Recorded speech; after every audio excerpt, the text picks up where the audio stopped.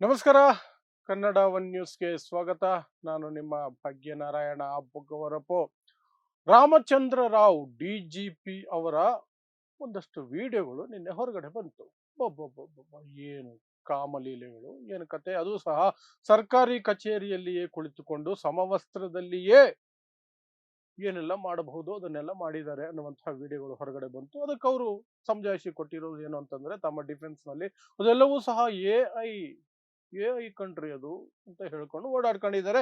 But ಸರ್ಕಾರ ಅವರನ್ನ suspension ಅಲ್ಲಿ ಇಟ್ಟಿದೆ. ಈಗ ತನಿಖೆ ಆಗುತ್ತೆ, ಏನೋ ಆಗುತ್ತೆ. ಆದ್ರೆ ಆ ತನಿಖೆಯಿಂದ ಸತ್ಯಾಂಶ ಹೊರಗಡೆ ಬರುತ್ತಾ ಅನ್ನುವಂತಹ ಪ್ರಶ್ನೆ ಈಗ ದೊಡ್ಡ ಮಟ್ಟದಲ್ಲಿದೆ. ಅದಕ್ಕೆ ಎರಡು ಕಾರಣ ಇದೆ. ಒಂದು, ಈ ಹಿಂದೆ ಈ ವ್ಯಕ್ತಿಯ ಮೇಲೆ ಕೇಳಿ ಬಂದಿರುವಂತಹ ಆರೋಪಗಳಿಗೆ ತನಿಖೆಗಳಾಗಿ ಅಂತಿಮ ವರದಿಯಲ್ಲಿ ಇವರ ಹೆಸರೇ ಇರೋದಿಲ್ಲ. ಅಂತಹ ಒಂದಷ್ಟು ಪ್ರಕರಣಗಳನ್ನ ನಿಮಗೆ ತಿಳಿಸ್ತೀನಿ. ಅದರ ಜೊತೆಗೆ ರಾಜ್ಯದ ಗೃಹ ಮಂತ್ರಿ ಪರಮೇಶ್ವರ್ ಅವರು ಇವರು ಆಪ್ತರು ಅನ್ನುವಂತಹ ಆರೋಪಗಳು ಇದ್ದಾವೆ. ರಣ್ಯಾ ರಾವ್ ಮಲತಂದೆ ಈ ರಾಮಚಂದ್ರ ರಾವ್. ಸೊ ರಣ್ಯರಾವ್ ಕೇಸಲ್ಲೂ ಸಹ ಈ ವ್ಯಕ್ತಿ ಬಚಾವಾಗಿದ್ದು ಪರಮೇಶ್ವರ್ ಅವರ ಕಾರಣಕ್ಕೆ, ಅವರ ಸ್ನೇಹದ ಕಾರಣಕ್ಕೇನೆ.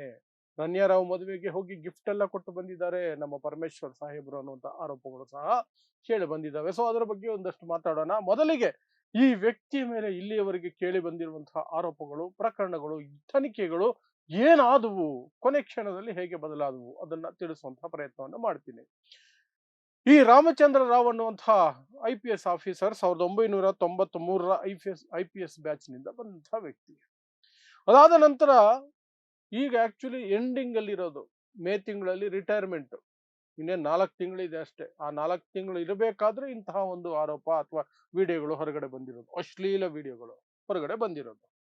2014ರವರೆಗೂ ದೊಡ್ಡ ಮಟ್ಟದಲ್ಲಿ ಏನು ಎಲ್ಲೂ ಹೆಸರು ಇರಲಿಲ್ಲ. ಯಾವ ಆರೋಪಗಳು ಸಹ ದೊಡ್ಡ ಮಟ್ಟದಲ್ಲಿ ಕೇಳಿ ಬಂದಿಲ್ಲ. ಬಟ್ 2014ರಲ್ಲಿ ದಕ್ಷಿಣ ವಿಭಾಗದ IGP ಆಗಿರ್ಬೇಕಾದ್ರೆ ಮೈಸೂರಲ್ಲಿ ಒಂದು ಬಸ್ ಅನ್ನ ಸೀಸ್ ಮಾಡ್ತಾರೆ. ಆ ಬಸ್ ಅನ್ನ ಸೀಸ್ ಮಾಡಿದ ಸಂದರ್ಭದಲ್ಲಿ ದೊಡ್ಡ ಮಟ್ಟದಲ್ಲಿ ಹಣ ಸಿಕ್ಕಿರುತ್ತೆ ಆ ಬಸ್ಸಿಂದ. ಆ ಹಣದಲ್ಲಿ ಸುಮಾರು ಹಣವನ್ನ ಇವರು ತಮ್ಮಲ್ಲೇ ಇಟ್ಕೊಂಡಿದ್ದಾರೆ ಅಥವಾ ಅದನ್ನ ಅಭ್ಯಾಸ ಮಾಡಿದ್ದಾರೆ ಅನ್ನುವ ಆರೋಪ ಇವ್ರ ಮೇಲೆ ಕೇಳಿಬಂತು. ಸಿಕ್ಕಿದ್ದು ದೊಡ್ಡ ಮಟ್ಟ, ಸರ್ಕಾರದಕ್ಕೆ ಲೆಕ್ಕ ಕೊಟ್ಟಿದ್ದು ಬಹಳ ಸಣ್ಣ ಮೊತ್ತ ಅನ್ನುವಂತಹ ಆರೋಪಗಳು ಕೇಳಿಬಂತು. ಆ ಸಂದರ್ಭದಲ್ಲಿ ಇವರನ್ನ ಬೇರೆ ಕಡೆಗೆ ವರ್ಗಾವಣೆ ಮಾಡಿ ತನಿಖೆಯನ್ನ ಕೈಗೊಳ್ಳಲಾಗಿತ್ತು. ಆ ತನಿಖೆ ಆರಂಭದಲ್ಲಿ ಇವರೇ ಕಿಂಗ್ ಪಿನ್ನು, ಇವರೇ ಎಲ್ಲ ಮಾಡಿರೋದು ಅನ್ನುವಂತಹ ರೀತಿಯಲ್ಲಿ ಆರೋಪಗಳಿತ್ತು. ಸಾಕಷ್ಟು ಚರ್ಚೆನೂ ಆಗಿತ್ತು ಆ ಪ್ರಕರಣ. ಆದ್ರೆ ಅಂತಿಮ ವರದಿ ಬರೋಷ್ಟೊತ್ತಿಗೆ ಈ ಪ್ರಕರಣಕ್ಕೂ ಇವ್ರಿಗೂ ಸಂಬಂಧನೇ ಇಲ್ಲ ಅಂತ ಅಂತಿಮ ವರದಿಯಲ್ಲಿ ಈ ರಾಮಚಂದ್ರ ರಾವ್ ಹೆಸರೇ ಇಲ್ಲ. ಹಾಗಾಯ್ತು ಆ ಪ್ರಕರಣ. ಆ ನಂತರ ಇನ್ನೊಂದು ಬಂದಿದ್ದು ಎನ್ಕೌಂಟರ್ ಪ್ರಕರಣ ವಿಜಯಪುರದಲ್ಲಿ. ಏನು ಭೀಮಾ ತೀರದ ಹಿಂಸಾತ್ಮಕ ಕೊಲೆಗಳಿದಾವಲ್ಲ, ಅದಕ್ಕೆ ಸಂಬಂಧಪಟ್ಟಂತೆ ಒಂದು ಕೊಲೆ ನಡೆಯುತ್ತೆ. ಅದು ಆ ಯಾರು ಧರ್ಮರಾಜ್ ಚಡ್ಚನ್ ಅನ್ನುವಂತಹ ವ್ಯಕ್ತಿಯ ಎನ್ಕೌಂಟರ್ ಆಗುತ್ತೆ ಇವರ ನೇತೃತ್ವದಲ್ಲಿ. ಆ ಸಂದರ್ಭದಲ್ಲಿ ಈ ವ್ಯಕ್ತಿಯ ಮೇಲೆ ದೊಡ್ಡ ಆರೋಪಗಳು ಕೇಳಿ ಬರ್ತವೆ. ಏನು ಅಂದ್ರೆ, ವಿರೋಧಿ ಬಣದ ಜೊತೆಯಲ್ಲಿ ಶಾಮೀಲಾಗಿ ಅವರೊಂದಿಗೆ ಡೀಲ್ ಮಾಡಿಕೊಂಡು ಈ ಚರ್ಚನ್ ಅನ್ನುವಂತಹ ವ್ಯಕ್ತಿಯನ್ನ ನಕಲಿ ಎನ್ಕೌಂಟರ್ ಮಾಡಲಾಯಿತು ಅಂತ. ಬಟ್ ಪೊಲೀಸರು ಯೂಶುವಲ್ ಆಗಿ ಯಾವುದೇ ಎನ್ಕೌಂಟರ್ ವಿಚಾರ ಬಂದಾಗ ಹೇಳುವಂತಹ, ನಾವು ಆತ್ಮರಕ್ಷಣೆಗಾಗಿ ಫೈರ್ ಮಾಡಿದ್ವಿ, ಅದರೆಲ್ಲ ತೀರಿ ಹೋದ ಅನ್ನುವಂತಹ ವಾದವನ್ನೇ ಮುಂದಿಟ್ಟರು. ಬಟ್ ಅದಕ್ಕೂ ಸಹ ತನಿಖೆ ಆಯಿತು. ಅವರನ್ನ ಒಂದಷ್ಟು ದಿನ ಸಸ್ಪೆನ್ಷನ್ ಅಲ್ಲಿ ಇಟ್ಟಿದ್ರು. ಆ ತನಿಖೆಯಲ್ಲೂ ಸಹ, CID ತನಿಖೆಯಲ್ಲೂ ಸಹ ಆರಂಭದಲ್ಲಿ ಇವರೇ ಕಿಂಗ್ ಪಿನ್ನು, ಇವರದೇ ಪ್ಲಾನಿಂಗು, ಇವರೇ ಎಲ್ಲ ಮಾಡಿರೋದು ಅನ್ನುವ ರೀತಿಯಲ್ಲಿದ್ದಂತಹ ಆರೋಪಗಳು ಕೊನೆ ವರದಿ ಬರೋ ಹೊತ್ತಿಗೆ ಇವ್ರಿಗೂ ಅದಕ್ಕೂ ಸಂಬಂಧನೇ ಇಲ್ಲ. ಕ್ಲೀನ್ ಚಿಟ್, ಹೆಸರೇ ಇಲ್ಲ ವರದಿಯಲ್ಲಿ, ಹೆಸರೇ ಇಲ್ಲ. ಆ ನಂತರ ದೊಡ್ಡ ಪ್ರಕರಣ ಅಂದ್ರೆ ರಣ್ಯಾರಾವ್ ಪ್ರಕರಣ. ರಣ್ಯಾರಾವ್ಗೆ ಈ ರಾಮಚಂದ್ರ ರಾವ್ ತಂದೆಯಾಗಬೇಕು. ಮೊದಲನೇ ಹೆಂಡತಿ ಅಪಘಾತದಲ್ಲಿ ತೀರ್ಕೊಂಡ ನಂತರ ಇನ್ನೊಂದು ಮದುವೆ ಆಗ್ತಾರೆ. ಆ ಮದುವೆ ಆದಂತಹ ಮಹಿಳೆಗೆ ಆಲ್ರೆಡಿ ರಣ್ಯಾರಾವ್ ಅನ್ನುವಂತಹ ಮಗಳಿರ್ತಾಳೆ.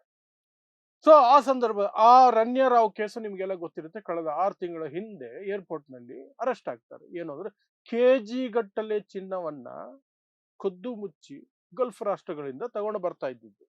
ಅದಕ್ಕೆ ಅನುಕೂಲಕರವಾದಂತಹ ವಾತಾವರಣವನ್ನ ಈ ರಾಮಚಂದ್ರ ರಾವ್ ಇದ್ದಂತಹ ಅಧಿಕಾರದ ಸ್ಥಾನ ಇತ್ತಲ್ಲ, ಅದನ್ನ ಬಳಸ್ಕೊಳ್ಳಾಯ್ತು ಅನ್ನುವಂಥದ್ದು ಆರೋಪ. ಏನು ಅಂದ್ರೆ, ಚೆಕ್ ಇನ್ನು ಅಲ್ಲಿ ಇಲ್ಲೆಲ್ಲ ಚೆಕ್ಅಪ್ ಸ್ಕ್ಯಾನಿಂಗು ಅಲ್ಲೆಲ್ಲ ಅದನ್ನ ಬೈಪಾಸ್ ಮಾಡಿಕೊಂಡು ಸೀದಾ ಬೋರ್ಡಿಂಗ್ ವರೆಗೂ ಹೋಗುವಂಥದ್ದಕ್ಕೆ ಅನುಕೂಲ ಆಗ್ತಿತ್ತು. ಬಿಕಾಸ್ DGPಯ ಮಗಳು ಅನ್ನುವಂಥದ್ದು. ಸೊ ಆ ಸಂದರ್ಭದಲ್ಲಿ ಸಹ ರಣ್ಯ ರಾವ್ ಅರೆಸ್ಟ್ ಆಯ್ತು, ಆ ಕೇಸ್ ನಡೀತಾ ಇದೆ. ಬಟ್ ರಾಮಚಂದ್ರ ರಾವ್ ಮೇಲೂ ಸಹ ಆಪಾದನೆಗಳು ಬಂದಿತ್ತು. ಯಾಕಂದ್ರೆ ರಾಮಚಂದ್ರ ರಾವ್ ತಮ್ಮ ಸಿಬ್ಬಂದಿಯನ್ನ ಕಳಿಸ್ತಿದ್ರು ಕರ್ಕೊಂಡು ಬರೋದಕ್ಕೆ, ಬಿಟ್ಟು ಬರೋದಕ್ಕೆ, ಸೀದಾ ಒಳಗಡೆ ಹೋಗೋದಕ್ಕೆ, ಸೀದಾ ಒಳಗಡೆಯಿಂದ ಕರ್ಕೊಂಡು ಬರೋದಕ್ಕೆ, ಎಲ್ಲ ಬೈಪಾಸ್ ಆಗೋದಕ್ಕೆ ಎಲ್ಲ ಅನುಕೂಲಗಳಾಗುವಂತೆ ನಡ್ಕೊಂಡಿದ್ರು ರಾಮಚಂದ್ರ ರಾವ್ ಅನ್ನುವಂಥ ಆರೋಪಗಳು ಕೇಳಿ ಬಂದಿತ್ತು. ಆ ಪ್ರಕರಣದಲ್ಲಿಯೂ ಸಹ ರಾಮಚಂದ್ರ ರಾವ್ ಹೆಸರು ಏನೂ ಆಗ್ಲಿಲ್ಲ, ಇಲ್ಲ ಅವ್ರಿಗೆ ಇದಕ್ಕೆ ಸಂಬಂಧ ಇಲ್ಲ ಅನ್ನೋ ರೀತಿಯಲ್ಲಿ ಬಂತು. ಇದರ ನಡುವೆ ರಾಜ್ಯದ ಗೃಹ ಮಂತ್ರಿ ಪರಮೇಶ್ವರ್ ಅವರು ರಣ್ಯಾ ರಾವ್ ಮದುವೆಯಲ್ಲಿ ಹೋಗಿದ್ದು, ಒಂದು ದೊಡ್ಡ ಗಿಫ್ಟ್ ಕೊಟ್ಟಿದ್ದು, ಅದು ಸುದ್ದಿಗೆ ಬಂತು. ಆಗ ಗೊತ್ತಾಗಿದ್ದೇನು ಅಂದ್ರೆ, ಈ ರಾಮಚಂದ್ರ ರಾವ್ ಮತ್ತು ಪರಮೇಶ್ವರ್ ಏನಿದಾರಲ್ಲ ನಮ್ಮ ರಾಜ್ಯದ ಗೃಹ ಮಂತ್ರಿ, ಅವರು ತುಂಬಾ ಆಪ್ತರು ಅನ್ನುವಂಥದ್ದು. ಯಾವಾಗ ಆ ಆರೋಪಗಳು ಬಂತು, ಆಗ್ಲೇ ಒಂದಷ್ಟು ಪರಮೇಶ್ವರ್ ಅವರ ವಿರುದ್ಧ ಸಹ ತನಿಖೆ ಆಗಬೇಕು ಚಿನ್ನದ ವಿಚಾರದಲ್ಲಿ, ಅದು ಇದು ಅಂತ ಬಂತು. ಬಟ್ ಅದೇನು ಆಗ್ಲಿಲ್ಲ. ಆದ್ರೆ ನಿನ್ನೆ ಬಂತಲ್ಲ ಹೊರಗಡೆ ವಿಡಿಯೋಗಳು, ಸರ್ಕಾರಿ ಕಚೇರಿಯಲ್ಲಿ ಯೂನಿಫಾರ್ಮ್ ಜೊತೆಯಲ್ಲಿ ಮಹಿಳೆಯರ ಜೊತೆ ಚಕ್ಕಂದ ಆಡ್ತಿರೋದು, ಚಕ್ಕಂದ ಅನ್ನೋದಕ್ಕಿಂತ ಅದನ್ನು ಮೀರಿದಂತಹ ಕೃತ್ಯಗಳು, ಆ ಕೃತ್ಯಗಳನ್ನು, ಅದು ಸರ್ಕಾರಿ ಕಚೇರಿ ಒಳಗಡೆ, ಹಿಂದ್ಗಡೆ ನ್ಯಾಷನಲ್ ಫ್ಲಾಗು, ಸರ್ಕಾರಿ ಕಚೇರಿ, ಅದು ನನ್ನ ಹಕ್ಕು ಅನ್ನುವ ರೀತಿಯಲ್ಲಿ, ಅಂದ್ರೆ ನನ್ನ IPS ಆಫೀಸರ್ಗೆ ಅದೊಂದು ಫೆಸಿಲಿಟಿ, ಲಾಡ್ಜಿಂಗ್ ಫೆಸಿಲಿಟಿ ತರ ನಡ್ಕೊಂಡಿರೋದು.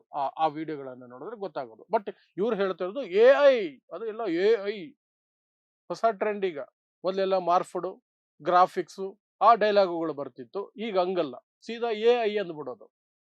ಯಾರಪ್ಪನ ಗಂಟೋಯ್ತು, AI ಅಂದ್ಬಿಟ್ರೆ ಮುಗೀತು, ಆರಾಮಾಗಿ ತಪ್ಪಿಸ್ಕೊಂಡು ಓಡಾಡ್ಬೋದು ಅಂತ ಅದನ್ನ ಹೇಳ್ಕೊಂಡೇ ಬರ್ತಿರೋದು. ಬಟ್ ನಿನ್ನೆ ವಿಡಿಯೋಗಳು ಹೊರಗಡೆ ಬಂತು.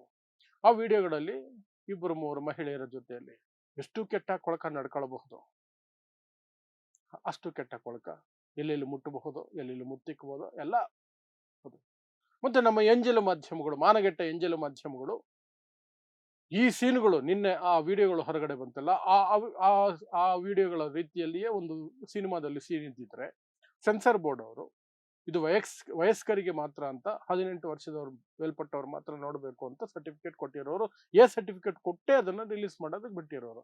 ಆದ್ರೆ ಮನೆ ಮನೆಗೂ ತಲುಪುವಂತಹ ಈ ಎಂಜಲು ಮಾಧ್ಯಮಗಳು TRP ದಾಹಕ್ಕೆ, ದುಡ್ಡುಗೋಸ್ಕರ, ಎಕ್ಸ್ಟ್ರಾ ಇನ್ಕಮ್ ಬರುತ್ತೆ ಅನ್ನುವಂತಹ ನೀಚತನಕ್ಕೆ, ಎಂಜಲು ಆಸೆಗೆ ಮಕ್ಕಳು ನೋಡುವಂತಹ ನ್ಯೂಸ್ ಚಾನೆಲ್ನಲ್ಲಿ ಎಲ್ಲವನ್ನೂ ತೋರಿಸಿದ್ರು, ಮುಖ ಮಾತ್ರ ಬ್ಲರ್ ಮಾಡಿದ್ರು, ಬೇರೆ ಕ್ರಿಯೆಗಳೆಲ್ಲ ತೋರಿಸ್ಬಿಟ್ರು. ಬೆಳಗ್ಗೆಯಿಂದ ಸಂಜೆವರೆಗೂ ತೋರಿಸ್ತಾನೆ ಇದ್ರು, ಒಂದಲ್ಲ ಎರಡಲ್ಲ, 10 ಸಾರಿ 20 ಸಾರಿ ತೋರಿಸ್ಕೊಂಡಿದ್ರು. ಅಷ್ಟು ಆ ಮಟ್ಟಕ್ಕೆ ಇದ್ದಂತಹ ಆ ಕೃತ್ಯಗಳು, ಅಷ್ಟು ಕೆಟ್ಟದಾಗಿದ್ದಂತಹ ಕೃತ್ಯಗಳು, ಅವುಗಳನ್ನ ಯಾರೋ ಹಿಡನ್ ಕ್ಯಾಮ್ರಾ ಇಟ್ಟು ಮಾಡಿದ್ರು ಅಂದಿದ್ರು ಸಹ ಓಕೆ, ಆತನಿಗೆ ಗೊತ್ತಿಲ್ಲದೆ ಯಾರೋ ಆಫೀಸಲ್ಲಿ ಹಿಡನ್ ಕ್ಯಾಮ್ರಾ ಇಟ್ಟಿದ್ದಾರೆ, ಅದಾಗಿದೆ ಅಂತ.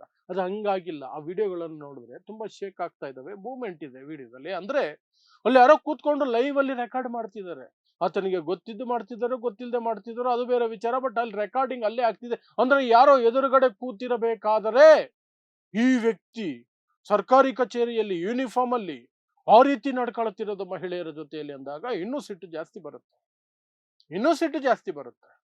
ಆದ್ರೆ ಹೊರಗಡೆ ಬಂದ ತಕ್ಷಣ ಇಲ್ಲ, ದಿಸ್ ಇಸ್ AI ಜನರೇಟೆಡ್, ನಾನು ಕಾನೂನು ಕ್ರಮ ಕೈಗೊಳ್ತೀನಿ ಅಂತ ಹೇಳ್ಕೊಂಡು ಓಡಾಡ್ಕೊಂಡಿದ್ದಾರೆ.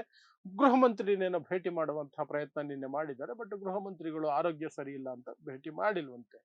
ಆದ್ರೆ ಸಂಜೆ ಹೊತ್ತಿಗೆ ಎಲ್ಲ ಕಡೆ ವೈರಲ್ ಆಗಿ, ಸುದ್ದಿಯಾಗಿ, ಸಸ್ಪೆನ್ಷನ್ ಆಗಿದೆ. ಈಗ ಅದಕ್ಕೂ ಸಹ ತನಿಖೆ ಆಗುತ್ತೆ. ಬಟ್ ತನಿಖೆ ಅಂದ ತಕ್ಷಣ ಭಯ ಆಗೋದು, ಈ ಹಿಂದೆ ನಡೆದಿರುವಂತಹ ತನಿಖೆಗಳಲ್ಲಿ ಆರಂಭದಲ್ಲಿ ಇದ್ದಂತಹ ಅಭಿಪ್ರಾಯಕ್ಕೂ ಆರೋಪಗಳಿಗೂ ಅಂತಿಮದಲ್ಲಿ ಇವರಿಗೂ ಅವರಿಗೂ ಅದಕ್ಕೂ ಸಂಬಂಧನೇ ಇಲ್ಲ ಅನ್ನುವಂತಹ ತನಿಖಾ ವರದಿಗಳು ಬರ್ತಾವಲ್ಲ, ಕ್ಲೀನ್ ಚಿಟ್ ವರದಿಗಳು ಬರ್ತಾವಲ್ಲ, ಹೆಸರೇ ಪ್ರಸ್ತಾಪ ಆಗಿರೋದಿಲ್ಲ ಅಂತಿಮ ವರದಿಯಲ್ಲಿ.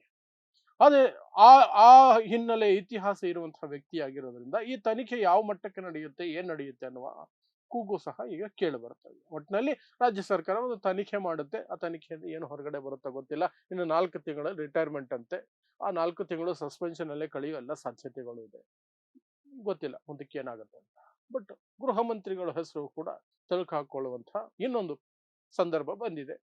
ರಣ್ಯಾ ರಾವ್ ಪ್ರಕರಣದಲ್ಲೇ ಗೃಹ ಮಂತ್ರಿ ಹೆಸರು ಜೋರಾಗಿ ಚರ್ಚೆಗೆ ಬಂದಿತ್ತು. ಮತ್ತೆ ಅದು ಮುನ್ನೆಲೆಗೆ ಬರುತ್ತೆ. ಯಾಕಂದ್ರೆ ಅವರು ಸ್ನೇಹದ ಕಾರಣಕ್ಕಾಗಿ ಈ ಹಿಂದಿನ ತನಿಖಾ ವರದಿಗಳಿಗೂ ಅದಕ್ಕೂ ಏನಾದ್ರು ಸಂಬಂಧಗಳು ಇದಾವ ಅನ್ನುವ ಪ್ರಶ್ನೆಗಳು ಸಹ ಬರ್ತವೆ.